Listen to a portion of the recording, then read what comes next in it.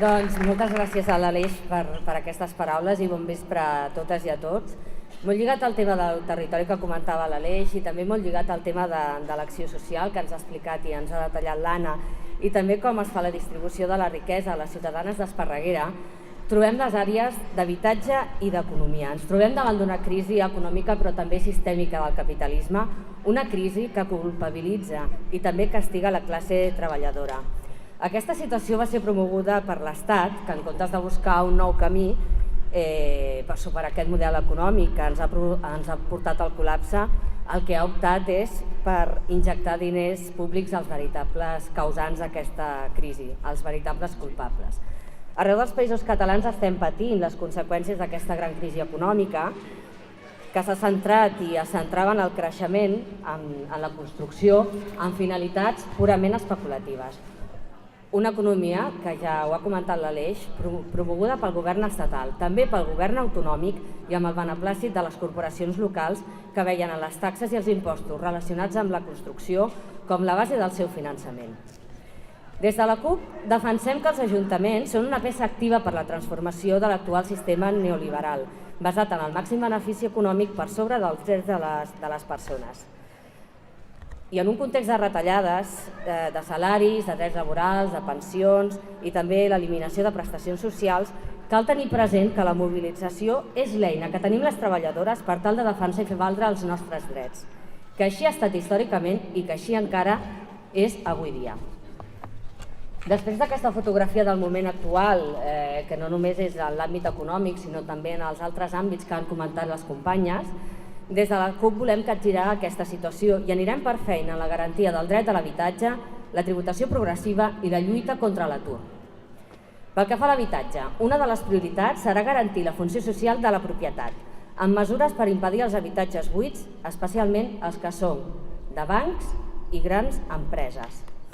Es treballarà per posar a disposició de la ciutadania en règim de lloguer els pisos que actualment estan buits, que l'Aleix ja comentava que són més d'un miler, i es farà a través de la creació d'una borsa de lloguer municipal. Els pisos de bancs i grans propietaris es requerirà que passin a una borsa de lloguer social per donar cobertura a les famílies més vulnerables. I en cas que es neguin a cedir-los, s'imposaran les sancions administratives, les multes, perquè tothom ens entengui, que recull la Llei Catalana del Dret de l'Habitatge del 2007. Vull dir, no és una cosa que ens hem inventat nosaltres. Una mesura que, per cert, deixo aquí, ja fa més d'un any que es va aprovar a través d'una moció al ple de l'Ajuntament i que encara no s'ha començat ni a plantejar. També plantegem la penalització fiscal dels pisos buits en l'impost de l'IBI, incentivar la masoveria urbana com una alternativa a la tinença de l'habitatge i per donar resposta a la rehabilitació dels mateixos. Des de l'àrea d'habitatge també es lluitarà per evitar els desnonaments per motius econòmics, així com els talls de subministraments, el que es coneix ara com a pobresa energètica. La CUP com a Ajuntament es posicionarà al costat de les ciutadanes immerses en execucions hipotecàries, és a dir, al costat dels afectats per les hipoteques, i treballarà colze a colze amb els moviments socials que lluitin per aquest dret de l'habitatge, entenent que són els interlocutors vàlids i també amb el nostre suport i oferint un treball transversal amb les regidories d'habitatge i d'acció social.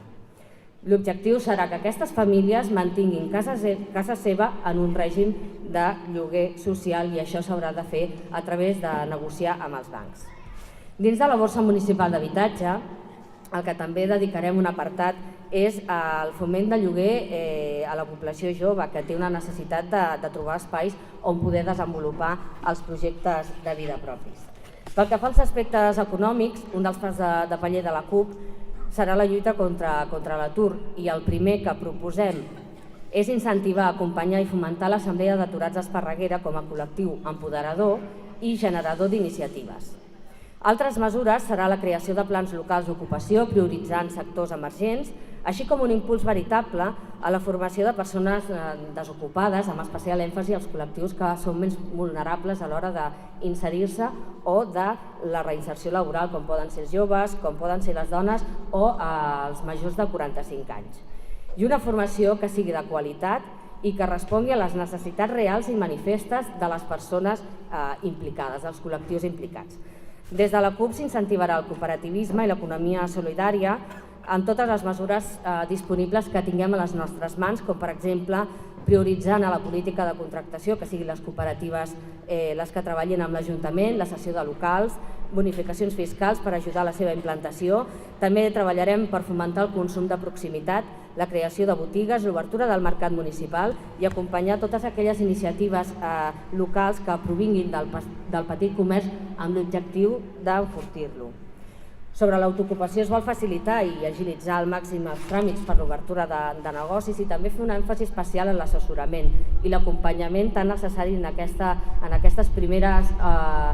dies, mesos i fins i tot el primer any de vida quan un comença una empresa i és emprenedor. Pel que fa a l'economia pròpiament municipal, a CUP apostem per incloure la participació ciutadana, ho ha explicat molt bé el Pol, a través de pressupostos participatius i per tant no m'extendré més. I en el que és la recerca de la redistribució real de la riquesa per buscar i cercar la justícia social, la tributació progressiva o tarifació social ajustada al màxim a la capacitat econòmica de les famílies serà un dels cavalls de batalla.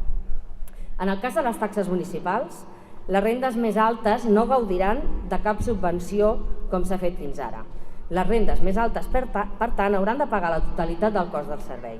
I a partir d'aquí s'anirà subvencionant i s'anirà baixant el preu de taxes i impostos perquè les famílies amb menys recursos no vagin ofegades i tinguin problemes per fer-los front.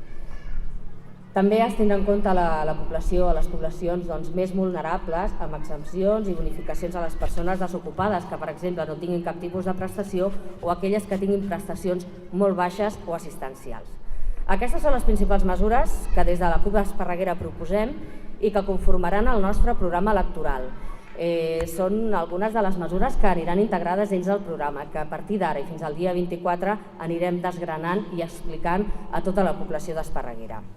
Per acabar, recordar que els pilars bàsics de la CUP, de les candidatures d'Unitat Popular, són el catalanisme entès per la creació d'una realitat social dels països catalans, amb la independència com a objectiu, però també per la ruptura amb el règim del 78 i l'activació d'un procés constituent i des d'una postura socialista, feminista i antipatriarcal. D'aquests pilars